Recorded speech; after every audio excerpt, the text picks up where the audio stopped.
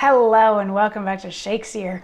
We are down to our last two monologues in the Puritan, and believe it or not, neither of them is with George Piebald. We've been hearing from him a lot, but it is no longer his moment. He's had his moment. His schemes and plots and tricks have all worked out the way that he wanted him to, with the stealing the chain and then bartering to get Captain Idle out of jail, and the having Skirmish and Oath fight, and then Oath takes a sleeping draft, but Piebald is able to revive him. So all of this made Lady Plus decide that she wants to marry Captain Idle, and Frances has decided that she wants to marry Piebald, and Moll still wants to get married to Penny Dub, sort of regardless of the fact that that means that her father is going to remain in purgatory forever. She's like, I don't care, I'm getting married anyway. So in Act 5, it's wedding day, and we started Act 5 with the preparations happening, and then we got to check in with Moll and Penny Dub and their sexual innuendos. And then in Act 5, Scene 3, we got to hang out with the other suitors who are not getting to marry Lady Plus and Frances. We were with Tipstaff and Muckhill, and Skirmish decided to rat out Piebald because, remember, he almost got executed for murdering Oath. And it was only when Oath woke up and they're like, well, we can't arrest him for murder if the guy's not dead, that he was set free. So he's a little miffed now at Piebald for playing him and using him like a pawn in the whole scheme. So he told Tipstaff and Muckhill about the whole thing, and they sent off to have this nobleman come because they figured if this nobleman tells the details of the plots, it'll be more believed than if the jilted potential lovers share the plots. So at the end of Act 5, Scene 3, this nobleman has arrived. So now we're like on the way to the church. Act 5, Scene 4, we're on the way to the church. The nobleman is there. He sees Lady Plus. She's like, oh, you're so welcome. And the nobleman says, Madam, though I came now from court, I come not to flatter you. Upon whom can I justly cast this blot, but upon your own forehead, that know not ink from milk, such as the blind besotting in the state of an unheaded woman that's a widow. For it is the property of all you that are widows, a handful excepted, to hate those that honestly and carefully love you, to the maintenance of credit, state, and posterity, and strongly to dote on those that only love you to undo you. Who regard you least are best regarded, who hate you most are best beloved.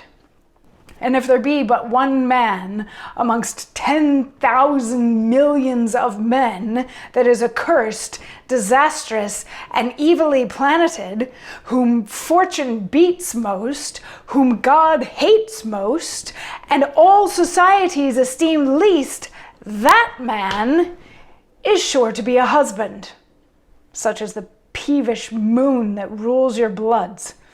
An impudent fellow best woos you, a flattering lip best wins you, or in mirth, who talks roughliest is most sweetest.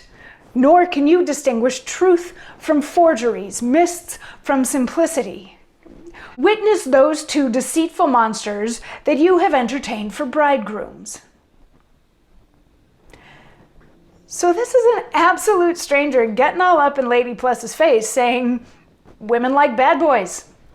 That's basically what the whole speech is about. He's like, look, I'm not here to be nice to you because I basically have no respect for widows, and probably he doesn't have a lot of respect for women in general, but he's like, you scorn the men that love you and you dote on the men that hate you, and take the most vile, wicked, selfish, evil man, and of course you're going to marry him just because that's how women work.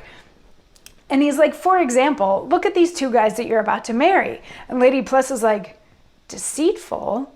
And he's like, yes, everything that they told you was a lie. The whole chain getting lost was a lie. The whole resurrecting Oath from the dead was a lie.